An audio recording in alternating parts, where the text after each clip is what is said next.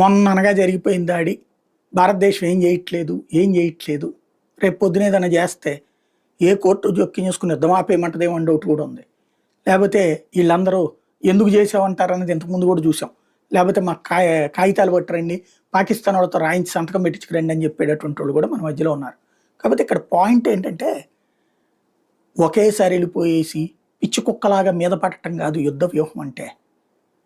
తెలివి ఉండాలా, చతురంగ బలాలని దెబ్బతీయాలా. చూడండి, నరేంద్ర మోడీని క్లియరెన్స్ ఇచ్చాక ఏం జరుగుతున్నాయి? బెలూచ్లో తిరగబడుతున్నారు, తెహరీకి తాలిబాన్ వాళ్ళు పక్కన భూభాగాన్ని స్వాధీనం చేసేసుకుంటున్నారు, ఇమ్రాన్ ఖాన్ గ్రూప్ రోడ్డెక్కి గొడవలు చేస్తోంది, అదే సందర్భంలో సింధు పంజాబ్ ప్రావిన్స్లో గొడవలు జరుగుతున్నాయి. ఇంకొక వైపున పీఓజేకేలో రెవల్యూషన్ బిగినైంది, స్వతంత్రం కావాలి మాకు, లేదా మేము భారత్లో కలిసిపోతామని. వీటన్నిటి మధ్యన వాళ్ళ నేవీకి